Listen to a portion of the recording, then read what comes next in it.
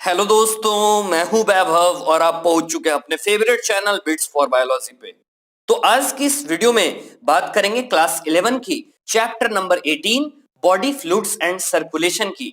इसका crash course revision series भी हमने देख लिया है। अगर आपने नहीं देखा है तो जाकर डिस्क्रिप्शन में लिंक देखिए, वहां मैंने दे रखा है। बहुत ही बेहतरीन 2 पार्ट मैंने बना रखे हैं, तो वो पार्ट आप देख सकते हैं। सारे चीज एनसीईआरटी की उसमें बेहतरीन ढंग से कवर है। तो आज के चैप्टर की वेटेज की अगर बात करें तो 1 से 2 क्वेश्चन का वेटेज होता है, चाहे नीट की बात करें या एम्स की या जिपमर की। तो काफी अच्छा वेटेज रहा है। बिल्कुल एग्जाम पॉइंट व्यू से हम देखेंगे इस चैप्टर को। तो ये चैप्टर में जो टॉपिक्स कवर किए जाने हैं वो टॉपिक आपके सामने यहाँ लिख रखे हैं। पहला टॉपिक ब्लड के बारे में होगा, जिसमें ब्लड ग्रुप की भी जिक्र करेंगे, कोगुलेशन की जिक्र करेंगे। इसके बाद लिम्फ के बारे में पढ़ेंगे। नेक्स्ट सर्कुलेटरी पाथवे के बारे में, डबल सर्कुलेशन के बारे में जिसमें ब्लड वेसल्स का भी जिक्र होगा, रेगुलेशन ऑफ कार्डियक एक्टिविटी, कैसे न्यूरल और हार्मोनल मैकेनिज्म से कंट्रोल होती है कार्डियक एक्टिविटी, और लास्ट में पढ़ेंगे डिसऑर्डर्स। जो 6 के 6 पार्ट हैं, सारे के सारे इंपॉर्टेंट पार्ट है। इसमें खास चीज आप याद रखेंगे, एनसीईआरटी में मैंने 2 चीजों का अंडरलाइन हाइलाइटर का यूज किया है अंडरलाइन करने में। एक तो रेड हाइलाइटर है, जिसका वो काम है जो पहले क्वेश्चंस एग्जामों में पूछे जा चुके हैं, उसको मैंने रेड से अंडरलाइन किया है। और जैसा कि आप येलो देख सकते हैं, येलो कलर, जिससे मैंने उसको अंडरलाइन किया है जो एग्जामों में पूछे जाने की प्रोबेबिलिटी बनती है या एनसीईआरटी की वो इंपॉर्टेंट लाइन है। तो चलिए बस स्टार्ट करते हैं हमारा चैप्टर, बिल्कुल body fluids and circulation.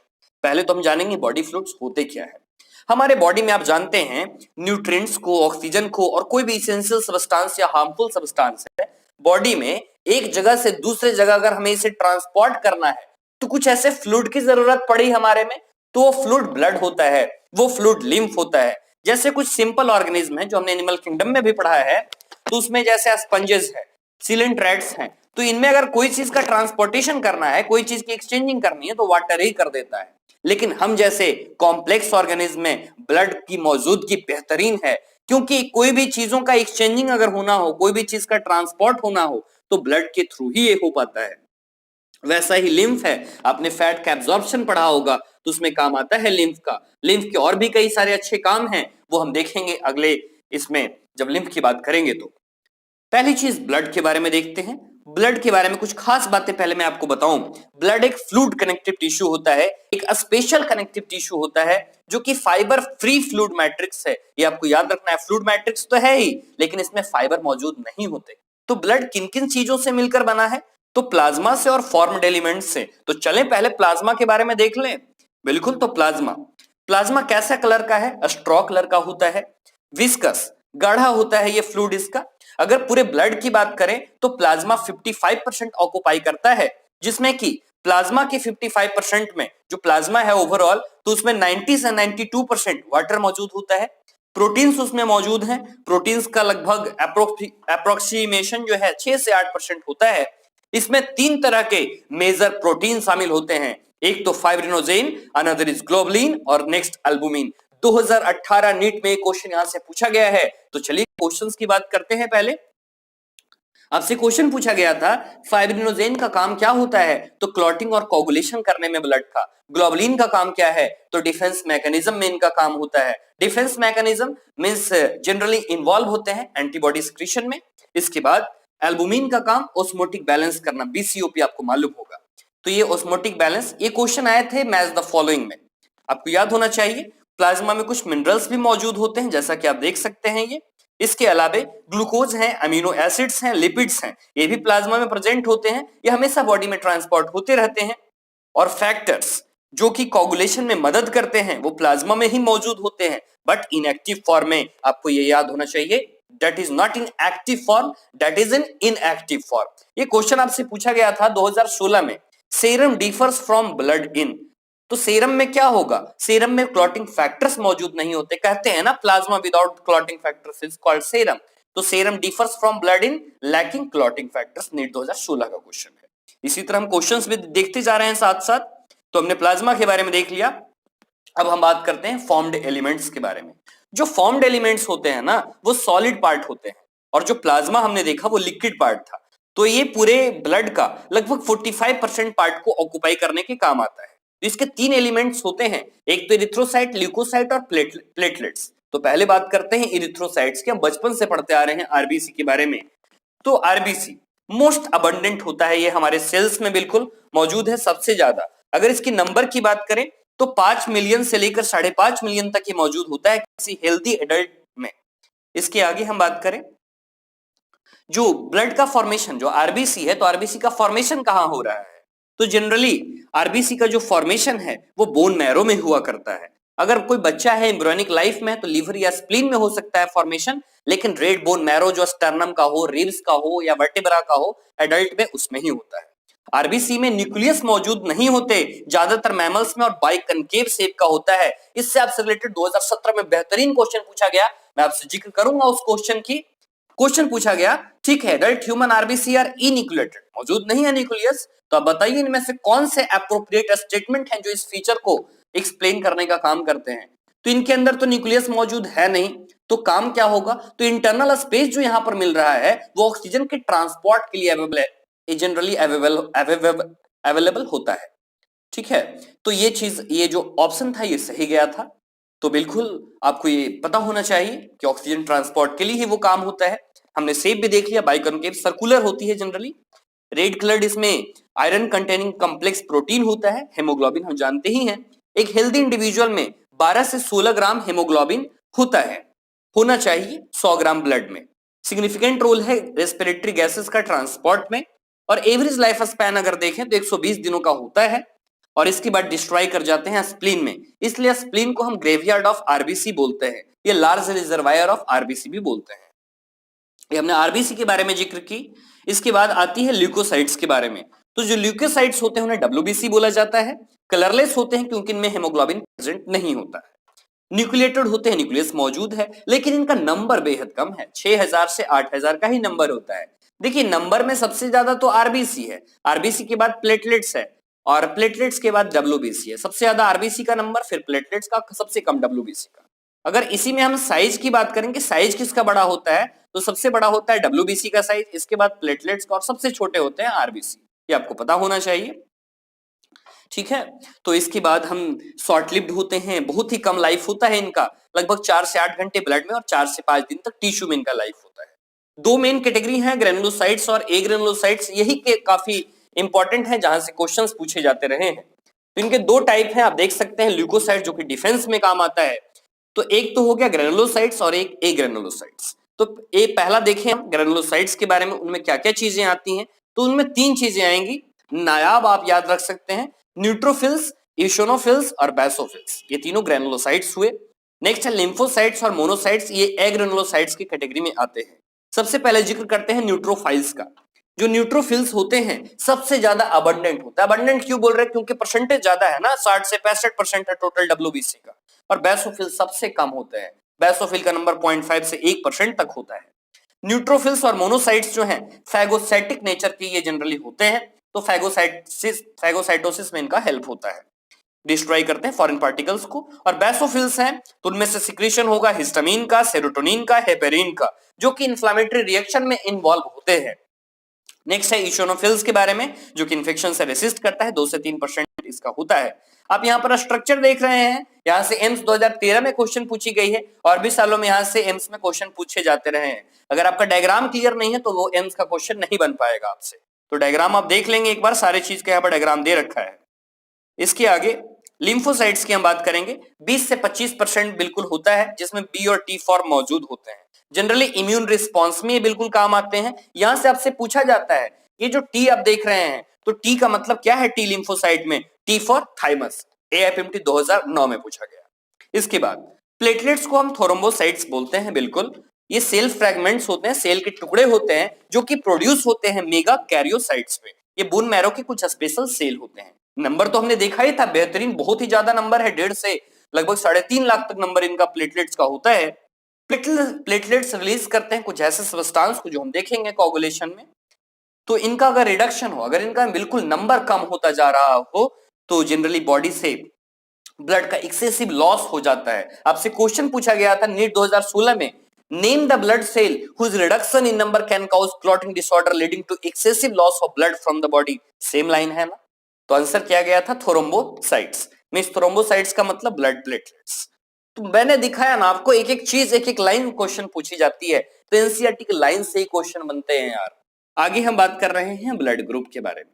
Blood group काफी इंपॉर्टेंट टॉपिक है हमारा, ब्लड ग्रुप की हम जिक्र करेंगे इसमें। तो देखिए, ब्लड ग्रुप में दो चीजों का पहले हमें ख्याल रखना होगा, एक तो एबीओ ब्लड ग्रुपिंग होती है और दूसरी आरएच ग्रुपिंग। पहले बात करते हैं एबीओ, जो सबसे कॉमन होता है, लैंडस्टीनर ने दिया था। इसमें दो चीजों का पहले जिक्र करेंगे, एक तो एंटीजेन का और एक एंटीबॉडी का। हमें पता नहीं होता है एंटीजन और एंटीबॉडी का डिफरेंस, पहले हम वो जानेंगे। एंटीजन कहां है मौजूद? आरबीसी में मौजूद है। यही क्वेश्चन आपसे पूछा गया था एम्स 2016 में। सिंपल सा क्वेश्चन, कहां है एंटीजन? आरबीसी पे। और एंटीबॉडी कहां है? प्लाज्मा में मौजूद है। तो एंटीजन क्या होते हैं? केमिकल्स होते हैं जो इम्यून रिस्पॉन्स को इंड्यूस करने का काम करते हैं। एंटीबॉडीज क्या है? प्रोटीन्स हैं जो एंटीजन के रिस्पॉन्स में काम कर रही हैं। तो इसके बाद चलिए देखते हैं क्लम्पिंग क्या होता है। तो आरबीसी जब डिस्ट्रक्शन होता है तो उसको क्लम्पिंग बोला जाता है। तो इसमें जैसा कि आप ये तो बचपन से पढ़ते आ रहे हैं ये चीज, कौन किसको ब्लड ग्रुप देगा, कौन किसको ब्लड देगा, तो ये चीजें। तो ब्लड ग्रुप ओ पूछा गया है क्वेश्चन, इसमें एंटीजन होते हैं? तो बिल्कुल नहीं। एबी ब्लड ग्रुप में एंटीबॉडीज होती हैं? तो बिल्कुल नहीं। तो किनको कौन ब्लड ग्रुप देगा? तो इसके माध्यम से हम ये बता सकते हैं कि जो ब्लड ग्रुप ओ होता है वो यूनिवर्सल डोनर होता है और एबी जो होता है यूनिवर्सल रेसिपिएंट होता है। ये तो हमको पता ही होगा, इसमें हम बात नहीं करेंगे। ठीक है, आगे बढ़ते हैं हम आरएच ग्रुपिंग के बारे में। ये खास है हमारा आरएच ग्रुपिंग जो होता है, ये हमारे लिए इंपॉर्टेंट है। आरएच ग्रुपिंग से तो ऐसे क्वेश्चंस नहीं पूछे गए हैं नीट और एम्स में, लेकिन चांसेस बहुत ज्यादा बनती हैं क्योंकि इंपॉर्टेंट है काफी। ये जो आरएच है, आरएच का मतलब होता है रेसस मंकी, मींस जो रेसस मंकी में पहले ये डिस्कवर किया गया था, तो ये बातें की जाती हैं। जनरली जो 80% ह्यूमंस हैं तो उनमें जो आरबीसी होता है, आरबीसी पे जो आरएच एंटीजन मौजूद है वो पॉजिटिव होता है और रिमेनिंग ह्यूमंस में वो चीजें निगेटिव होती हैं। हम दो केसेस में लेते हैं कि एक मदर है, मदर का जो प्रेग्नेंट मदर है वो आरएच निगेटिव है और फीटस जो है आरएच पॉजिटिव है। प्रेगनेंसी का पहला केस हम देख रहे हैं, अगर एक्सपोज उसमें नहीं हो पाता है, ब्लड बिल्कुल सेपरेट होते हैं दोनों के, मदर की और फीटस की, तो ये दोनों बिल्कुल सेपरेट हैं, तो इनमें कोई चांसेस नहीं बनते हैं कि उसमें कुछ इन्फेक्शन हो, उसमें फिर ये फीटल आरबीसी का डिस्ट्रक्शन हो, तो उसमें ये चीजें नहीं बनती। अब होगा किसमें? फर्स्ट ट्रांसफ्यूजन तो बिल्कुल पॉसिबल है, इसमें कोई प्रॉब्लम नहीं है, लेकिन सेकंड ट्रांसफ्यूजन जो है, जब सब्सिक्वेंट प्रेगनेंसी आएगा, इसमें ये चीजें पॉसिबल नहीं है, फीटल आरबीसी का डिस्ट्रक्शन होने लगेगा, क्योंकि आरएच निगेटिव जो है जो मदर का, वो लीक करने लगेगा फीटस में। इससे एनीमिया और जॉन्डिस जैसे खतरनाक डिजीजेस हो सकते हैं और होते भी हैं, और इस कंडीशन को बोला जाता है इरिथ्रोब्लास्टोसिस फीटलिस। अब बात आती है कि ऐसा चीज तो हो रहा है, इसको कैसे रोका जा सकता है? रोका जा सकता है बिल्कुल, अगर आरएच एंटीबॉडी अगर देते हैं मदर को, जैसे ही पहले बच्चे का डिलीवरी हुआ, जिसको रोगम बोला जाता है, जो डिस्ट्रक्शन कर देता है आरएच एंटीबॉडी का, तो ये देना चाहिए। तो इसमें ये चीज को हम अवॉइड कर सकते हैं, इरिथ्रोब्लास्टोसिस फीटलिस को। देखिए, फीटलिस है तो फीटलिस तो बच्चा से रिलेटेड है, फीटस, और इरिथ्रोब्लास्टोसिस तो आप जान ही रहे हैं ब्लड से रिलेटेड है। तो ये बातें हम कर चुके हैं आरएच ग्रुपिंग के बारे में। इसके बाद हम आ रहे हैं इंपॉर्टेंट जो पार्ट है हमारा, कोगुलेशन ऑफ ब्लड। ये काफी खास है, कोगुलेशन कैसे होता है ब्लड का, इसकी बात करेंगे हम। जैसे हमारा फिंगर कट हो गया या हमने चोट हमें लग गया है, तो उसमें ब्लीडिंग होती रहती है लंबे समय तक। तो जो ब्लीडिंग का टाइम है वो सब जगह वेरी करता है। जैसे किसी का अगर ब्लीडिंग का टाइम है वो 1 से 3 मिनट जनरली होता है, और क्लॉटिंग का जो टाइम है वो 2 से 8 मिनट का होता है। इसमें हम मैकेनिज्म पढ़ेंगे ब्लड क्लॉटिंग कैसे होता है। तो सबसे पहले आपको एक चीज जानना चाहिए, cascade process, means enzyme cascade theory थी।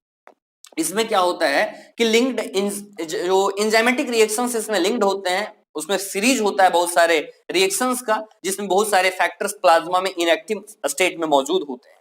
तो चलिए देखते हैं। सबसे पहले क्या हुआ कि कहीं हमें चोट लगती है, ठीक, चोट लगती है अगर कहीं हमें, तो पहले क्या होता है, इंजर्ड टिश्यू जो है उसमें से रिलीज हुआ थ्रोम्बोप्लास्टिन। थ्रोम्बोप्लास्टिन जैसे ही रिलीज होता है, वहां से ब्लड प्लेटलेट्स टूटने लगते हैं, और ब्लड प्लेटलेट्स जब डिसइंटीग्रेट होते हैं तो उनमें से रिलीज होता है थ्रोम्बोप्लास्टिन। तो थ्रोम्बोप्लास्टिन वहां से रिलीज हो रहा है, उसमें कैल्शियम प्रोटीन का एक्शन होगा, तो प्रोथ्रोम्बिनेज, यहाँ पर थ्रोम्बोकाइनेज एक एंजाइम होता है जो कि इनएक्टिवेट करता है हेपेरिन को और कैटालाइज को। तो इसमें क्या होगा, प्रोथ्रोम्बिन कन्वर्ट हो जाएगा थ्रोम्बिन में with the help of calcium ion, और थ्रोम्बिन जो है कैटालाइज करेगा फाइब्रिन को। अब फाइब्रिन कैटालाइज हो चुका है, तो जो इनएक्टिव फाइब्रिनोजेन था, तो इनएक्टिव फाइब्रिनोजेन कन्वर्ट हो जाएगा फाइब्रिन में। तो ये चीज आपको याद रखना है, फाइब्रिन और प्लस ब्लड सेल्स तो बना दिया है क्लॉट। तो जब क्लॉट हो चुका है अच्छे से, जब कोगुलम हो चुका है, तो यहाँ रेडिस ब्राउन स्कम एक आता है, तो जितने भी डैमेज्ड फॉर्म्ड एलिमेंट्स होते हैं सारे उसमें ट्रैप कर जाते हैं फाइब्रिन में। ये पूरा का पूरा सिंपल सा आपका मैकेनिज्म दे रखा था कैसे ये काम चल रहा है। एक चीज और आपको याद रखना है, क्लॉटिंग में कैल्शियम आयन का बहुत ही अच्छा रोल होता है। इसके बाद हम लिम्फ और टिश्यू फ्लूइड के बारे में बात करते हैं। तो पहले क्यों ना दोनों में डिफरेंस देख लें। एक तरफ हम ब्लड की बात कर रहे हैं और एक तरफ लिम्फ की बात कर रहे हैं। ब्लड में आरबीसी है, ठीक है, लिम्फ में आरबीसी नहीं है। ब्लड में प्लेटलेट्स है, लिम्फ में प्लेटलेट्स नहीं है। ब्लड में न्यूट्रोफिल्स ज्यादा है, लिम्फ में न्यूट्रोफिल्स लिम्फोसाइट्स ज्यादा है। लिम्फ तो लिम्फोसाइट्स ज्यादा। क्लॉटिंग टाइम ब्लड में कम होता है और क्लॉटिंग टाइम लिम्फ में ज्यादा लगता है। ऑक्सीजन और न्यूट्रिएंट्स ब्लड में ज्यादा है, लिम्फ में CO2 ज्यादा है। सॉल्युबल प्रोटीन ब्लड में ज्यादा है, लिम्फ में इनसॉल्युबल प्रोटीन ज्यादा है। ब्लड में WBC ज्यादा है, लिम्फ में WBC कम है। तो ये चीजें हमने देख लिया। अब चलिए कुछ पॉइंट देख लें एनसीईआरटी की। लिम्फ, लिम्फ को हम बोलते हैं टिश्यू फ्लूइड। जितने भी इंटरस्टिशियल फ्लूइड होते हैं तो वो सब मिलकर बनाते हैं टिश्यू फ्लूइड को। लिम्फेटिक सिस्टम बहुत ही अच्छा होता है इसमें अंदर, जनरली फिर वेंस में चले जाते हैं। लिम्फ एक कलरलेस फ्लूइड होता है, इम्यून रिस्पांस में बिल्कुल अच्छा काम है। और लिम्फ बहुत सारे न्यूट्रिएंट और हार्मोन्स को भी कैरी करने का काम करता है। और जितने भी फैट का एब्जॉर्प्शन हो रहा है तो वो लैक्टियल्स के थ्रू इंटेस्टिनल विलाई में होता है। हमने पहले भी बात की है इसकी डाइजेशन में। अब बात आती है सर्कुलेटरी पाथवे से रिलेटेड। क्या सर्कुलेटरी पाथवे है वो कैसा होता है। दो तरीके के होते हैं सर्कुलेटरी पैटर्न, एक तो ओपन होता है और एक क्लोज्ड होता है। ओपन और क्लोज्ड हम देख सकते हैं। तो ओपन किस में है, आर्थ्रोपोड्स में, मलस्क में ओपन होता है, मींस इसमें डायरेक्ट ओपन स्पेस में ही ब्लड की पंपिंग होती है हार्ट से। क्लोज्ड में क्या होगा, एक closed network of blood vessels होता है जिसमें हार्ट का पंपिंग होता है सब जगह। तो बहुत ही एडवांटेजियस है, बहुत ही कंसीडर्ड है क्योंकि प्रिसाइजली रेगुलेटेड है, बहुत अच्छे से इनका काम चल रहा होता है। तो ज्यादा एडवांटेज है क्लोज सर्कुलेशन का। नेक्स्ट हम बात करें किसमें कितना चैम्बर मौजूद होता है ब्लड, तो वो तो सिंपल सा चीज है। जैसे फिश है तो फिश में 2 चैम्बर्ड हार्ट मौजूद होते हैं, एक एट्रियम और एक वेंट्रिकल।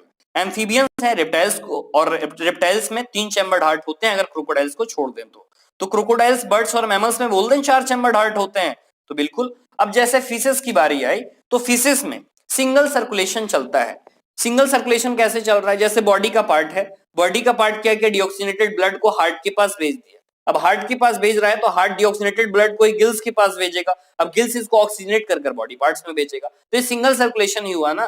तो एक होता है इनकम्प्लीट डबल सर्कुलेशन जहां मिक्सिंग चलती है कुछ कुछ ब्लड की, और जो बर्ड और मैमल्स होते हैं उनमें डबल सर्कुलेशन चलता है। सबसे अच्छा जो होता है डबल सर्कुलेशन होता है। आप तो उसमें जानते हैं जैसे हमारे जो ऑर्गन्स है और यहाँ पे हमारा लंग्स हो गया, ठीक, तो जो ऑर्गन्स में डिऑक्सीनेटेड ब्लड गया वो किस में गया, राइट ऑरिकल में गया। जैसे ये हमारा हार्ट का ये बिल्कुल चैम्बर हो गया जिसमें कि राइट ऑरिकल है, ये लेफ्ट ऑरिकल है, राइट वेंट्रिकल है और ये लेफ्ट वेंट्रिकल है। तो सबसे पहले क्या हुआ, राइट ऑरिकल में डिऑक्सीनेटेड ब्लड गया, डिऑक्सीनेटेड ब्लड आरवी में भेजा गया with the help of tricuspid valve, RV से भेजा गया लंग्स में भेजा गया। लंग्स को बोला जा रहा ऑक्सीजनेट कर दो भाई, तो लंग्स ने कहा ठीक है मैं ऑक्सीजनेट कर भेज देता हूं एलए को। एलए को कहा गया तुम एलए एलवी को भेज दो with the help of bicuspid valve. LV ने कहा ऑक्सीजनेटेड ब्लड मेरे पास है क्यों ना पूरे बॉडी ऑर्गन्स को भेज दूं।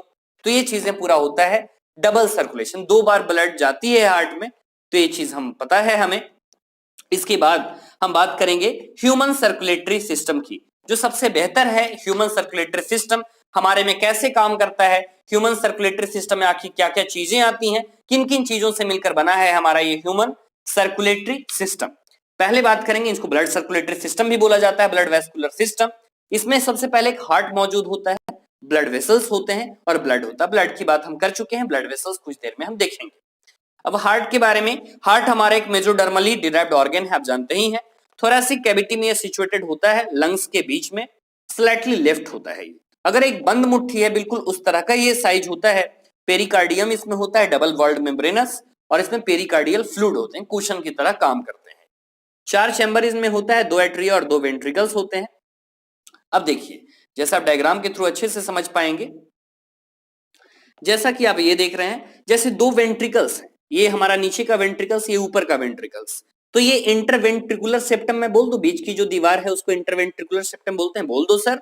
इसके आगे अब आप देखिए, जैसे मानो कि 2 एट्रिया है, तो 2 एट्रिया के बीच के वॉल को क्या बोल सकते हैं, इंटरऑरिकुलर सेप्टम बोल सकते हैं इसको। तो ये दोनों चीजें यहाँ पे दे रखी हैं।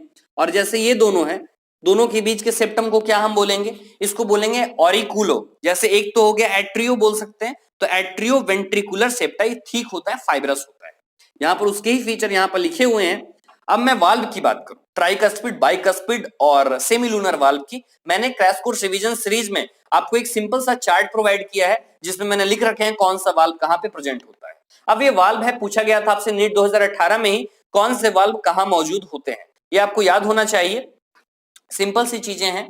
जैसे सबसे पहले बात करते हैं ट्राइकस्पिड वाल्व की। तो जो ट्राइकस्पिड वाल्व होते हैं वो कहां मौजूद होंगे, पहले ये हमें जानना है।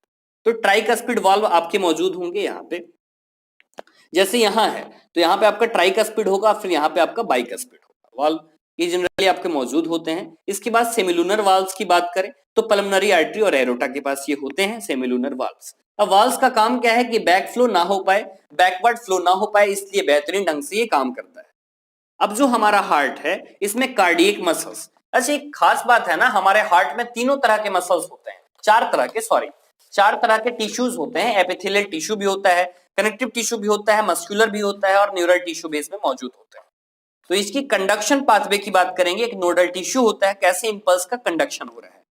सबसे पहले एसे नोड, एसे नोड से कहां गया, एवी नोड में, एवी नोड से कहां गया, बंडल ऑफ हिस में, बंडल ऑफ हिस से कहां गया, परकंजे फाइबर्स में, ये चीजें ट्रांसपोर्ट हो रही हैं। तो ये चीजें आपको समझ में आनी चाहिए। हमारा जो हार्ट होता है एक्सटर्नल स्टिमुली की इसको जरूरत नहीं है, खुद ही एक्शन पोटेंशियल जनरेट करने के काम करता है, ऑटो एक्साइटेबल ये बिल्कुल होता है। और ये जनरली मिनट्स वेरी करते हैं, जैसे ऐसे नोड है वो 70 से 75 पर मिनट, ये जनरली पेस मेकर इसको बोला जाता है, इंपल्स पर मिनट ये ट्रांसफर करता है। वहीं अगर एवी नोड की बात करें तो 40 इंपल्स पर मिनट, परकेंजे फाइबर्स की बात करें तो 20 इंपल्स पर मिनट। तो जैसे जैसे ट्रांसफर आगे होता जा रहा है ये नंबर बिल्कुल कम होता जा रहा है। आप दोनों का लोकेशन याद करेंगे, ऐसे नोड का और एवी नोड का। ऐसे नोड कहां है तो राइट एट्रिया के अपर कॉर्नर में मौजूद होता है, और एवी नोड कहां है तो राइट एट्रिया के लेफ्ट कॉर्नर में मौजूद होता है। तो ये आपको पता होना चाहिए, ये तो हमें पता ही है, पेसमेकर इसको बोलते हैं, 70 से 75 टाइम पर मिनट इनकी बीट होती है। अब बात करते हैं कार्डियक साइकिल के बारे में। तो ये क्या होता है कार्डियक साइकिल, तो जो भी सीरियल वाइज चेंजेस हमारे हार्ट में चल रहे हैं हार्ट बीट में, तो उसको बोला जाता है कार्डियक साइकिल। तो कार्डियक साइकिल का पहले टाइम ड्यूरेशन हम देखें, लगभग 0.8 सेकंड इसका टाइम ड्यूरेशन होता है। कार्डियक साइकिल में 2 साउंड प्रोड्यूस होते हैं, with the help of stethoscope हम इसको देख सकते हैं, सुन सकते हैं। इनका क्लिनिकल सिग्निफिकेंस काफी अच्छा होता है। एक पहला साउंड है जिसे लब बोला जाता है और दूसरे साउंड को डब बोला जाता है। ये लब डब 2 साउंड है, ठीक है। तो अब इसमें हम देख रहे हैं कहां पे कौन सी चीजें क्लोज हुई हैं। तो पहले तो मैं आपको बताऊं कि इसमें टोटल स्टेप्स जो होते हैं 4 होते हैं।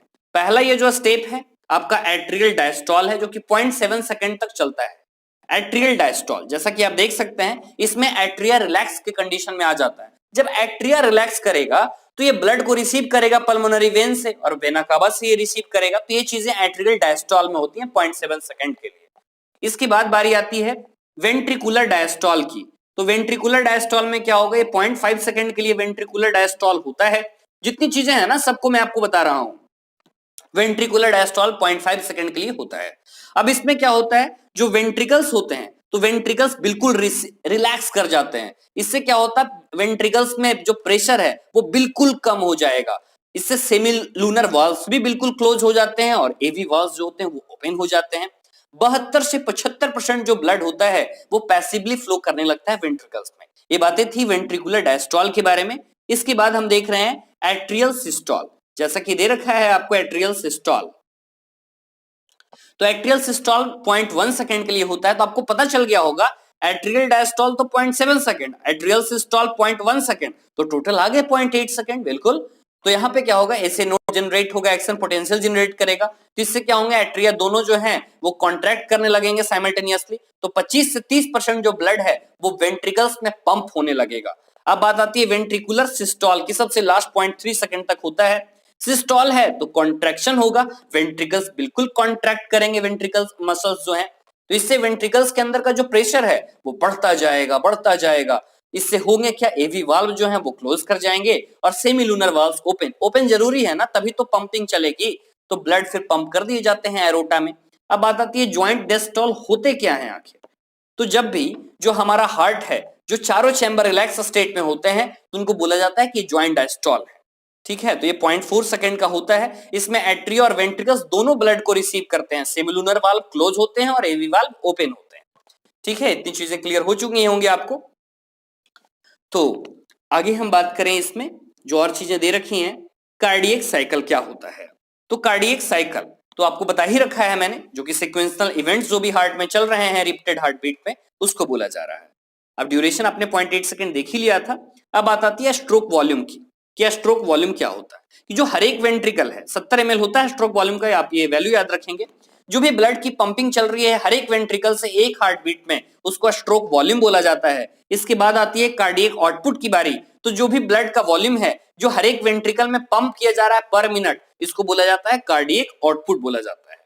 इतना आप समझ चुके होंगे। अगर कैलकुलेशन करते हो आप कार्डियक आउटपुट का, अगर कैलकुलेशन करो तो डायरेक्ट जो स्ट्रोक वॉल्यूम होती है उसमें हार्ट बीट को अगर मल्टीप्लाई करते हो तो 70 इंटू 72 तो लगभग अप्रोक्सीमेट 5000 ml आता है, तो लगभग 5 लीटर आप मानकर चलो। तो कार्डियक आउटपुट टोटल कितनी हो गई, 5 लीटर। सबको अलग अलग मिलेगा, हार्ट को 7%, लंग्स को 9% और बॉडी को 84%, ये चीजें मिलती हैं। अब देखो कार्डियक आउटपुट है तो एथलीट का तो ज्यादा होगा, बिल्कुल एथलीट का बहुत ज्यादा होगा, क्योंकि उसके लिए उसने बढ़ाया है हार्ट बीट को, ऑर्डिनरी मैन से ज्यादा होगा किसी भी एथलीट में। अब बात आती है रेस्ट स्टेज की। आपसे पूछा जाएगा रेस्ट स्टेज में कौन सा बॉडी का ऑर्गन सबसे maximum amount of cardiac output receive करने के काम करता है, तो वो है किडनी, लगभग 20 से 25%। स्टेथोस्कोप से हमने देखा ही था लब है, तो लब कब प्रोड्यूस होता है, जब ट्राइकस्पिड और बाइकस्पिड वाल्व जब क्लोज होते हैं तो लब साउंड प्रोड्यूस होता है, जो कि फर्स्ट साउंड है। डब, डब क्या है, सेकंड हार्ट साउंड है। तो डब सेमिलुनर वाल्व जो होते हैं जब वो क्लोज करेंगे तब जाके डब साउंड प्रोड्यूस होता है। क्लिनिकल सिग्निफिकेंस ज्यादा है, अच्छा खासा है। अब इसके बाद आती है बारी ईसीजी के बारे में।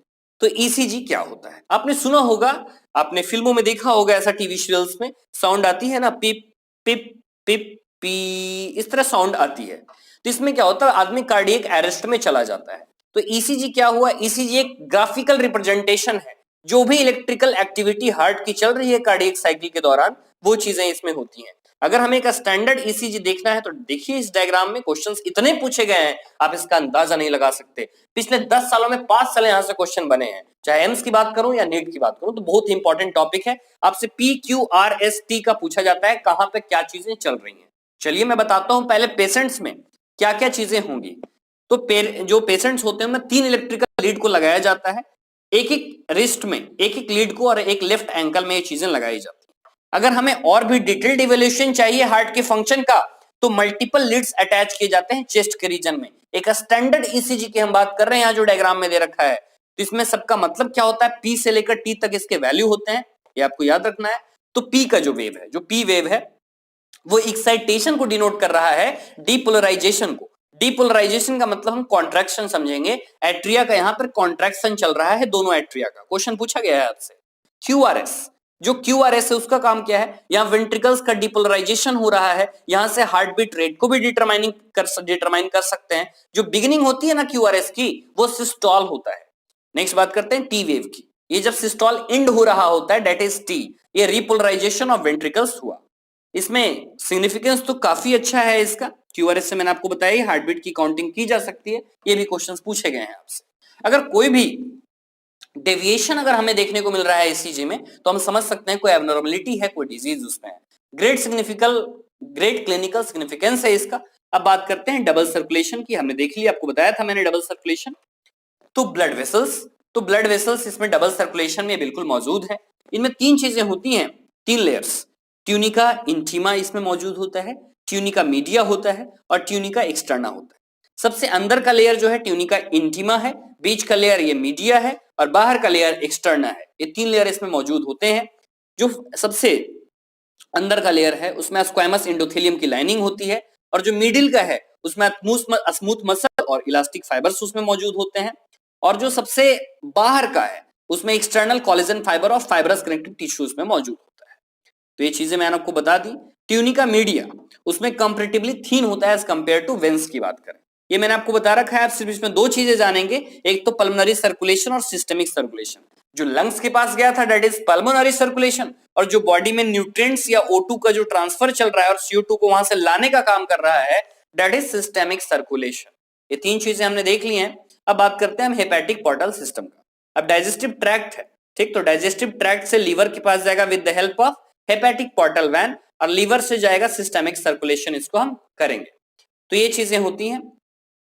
तो इसमें आपको और चीजें जो जाननी है, यूनिक वैस्कुलर सिस्टम है ही ये हमारे पास।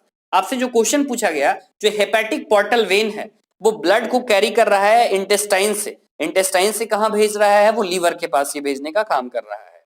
जो डाइजेस्टिव ट्रैक्ट हमने देखा तो इंटेस्टाइन ही तो है, ठीक है। आप यहाँ पे देख सकते हैं डायग्राम, ये पिछले लेसन में भी हमने बात किया है इसके बारे में। अब रेगुलेशन देख रहे हैं हम कार्डियक एक्टिविटी की, कार्डियक एक्टिविटी कैसे रेगुलेट हो रही है, ये भी काफी खास है हमारे लिए रेगुलेशन कार्डियक एक्टिविटी का।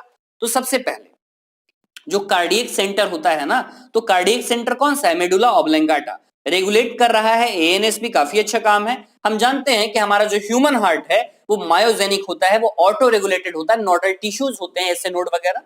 इसमें दो चीजें होती हैं एएनएस में, एक तो सिंपैथेटिक नर्व होते हैं जो किसी चीज को बढ़ाने के काम आएगा, नेक्स्ट है पैरासिम्पैथेटिक जो किसी को डिक्रीज करने के काम आएगा। क्वेश्चन पूछा गया आपसे एआईपीएमटी 2014 में, how do parasympathetic neural signals affect the working of the heart, क्योंकि ये क्या काम करेंगे, reduce both heart rate and cardiac output, ठीक है। सिंपल सा चीज है, आपसे पूछा गया है ये दोनों चीज। कुछ एड्रेनल मेडुलरी हार्मोन होते हैं जैसे एड्रेनलिन, नॉरएड्रेनलिन वगैरह, या थायरोक्सिन की भी बात करें जो हार्ट रेट को इंक्रीज करने के काम आते हैं, तो इससे कार्डियक आउटपुट भी इंक्रीज हो जाता है। इतना चीज क्लियर है आपका। अब लास्ट बात करेंगे हम डिसऑर्डर्स ऑफ सर्कुलेटरी सिस्टम की। सर्कुलेटरी सिस्टम में क्या वो डिसऑर्डर्स होते हैं उसकी हम यहाँ पे जिक्र करेंगे। तो इसमें सबसे पहले आपको मैं बता दूं ब्लड प्रेशर होता क्या है, ठीक है। तो ब्लड प्रेशर क्या आप समझते हैं ब्लड प्रेशर से, तो जो भी ब्लड है अपने आर्टरी के वॉल पे जो भी प्रेशर लगा रहा है उसको ब्लड प्रेशर बोलते हैं। नॉर्मल अगर बीपी की बात करें तो 120/80 होता है, 120/80। जो 120 है दैट सिस्टोलिक प्रेशर, जो पंपिंग प्रेशर है, और अनदर इज डायस्टोलिक प्रेशर 80 जो कि रेस्टिंग प्रेशर है। देखिए ब्लड प्रेशर इंस्ट्रूमेंट एक मेजर करने के लिए आता है जिसका नाम है स्फिग्मोमेनोमीटर। कोई ओल्ड पर्सन है तो ओल्ड पर्सन में बीपी ज्यादा होगा क्योंकि इलास्टिसिटी उसमें रिड्यूस हो चुकी है। हाई बीपी है तो 140/90 के केस में हाई बीपी माना जाता है, और लो बीपी 110/70 के केस में, या उससे भी अगर कम हो तो। अगर हाई बीपी है तो हाइपरटेंशन, लो बीपी है तो हाइपोटेंशन। कंटिन्यू अगर हाई बीपी अगर है ना तो हाइपरटेंशन डिजीज हो जाएगा आपको, इसमें ब्रेन, हार्ट, किडनी सारे अफेक्ट हो जाएंगे। हार्ट डिजीजेस कितने हो जाते हैं खतरनाक। तो इसलिए मैं बोलता हूं डेली की डेली एक्सरसाइज किया कीजिए, चाहे 1 घंटे अपने बॉडी के लिए निकाला कीजिए, क्योंकि अगर पैसे आप कमा लोगे बहुत तो कब यूज करोगे, पूरी बीमारियां पड़ी हैं, डिप्रेशन की गोलियां ले रहे हो आप, तो इससे अच्छा डेली 1 घंटे एक्सरसाइज किया करो अपने बॉडी के लिए, बॉडी पे टाइम दिया करो। इसके बाद आती है कोरोनरी आर्टरी डिजीजेस, कैट के बारे में।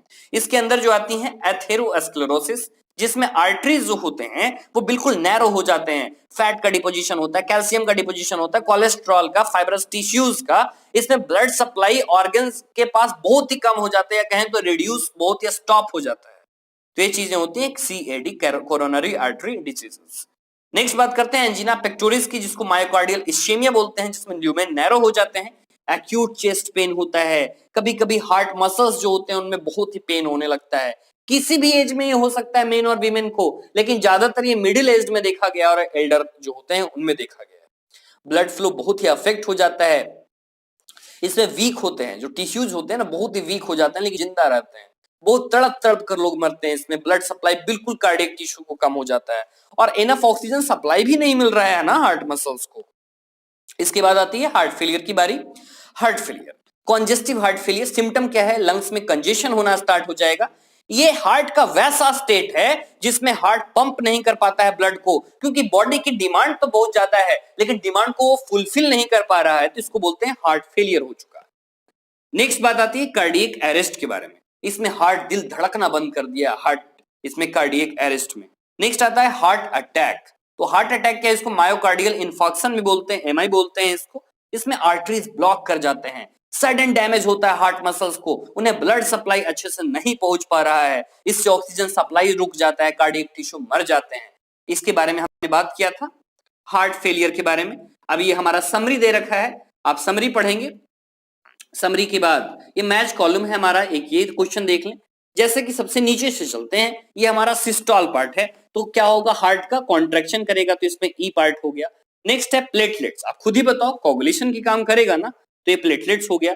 नेक्स्ट है एबी ग्रुप, तो एबी ग्रुप क्या काम करेगा, इनको यूनिवर्सल रेसिपिएंट बोला जाता है, तो इसमें सी पार्ट आ गया। नेक्स्ट है आरबीसी, तो आरबीसी क्या करेगा, गैस का ट्रांसपोर्टेशन का काम करेगा।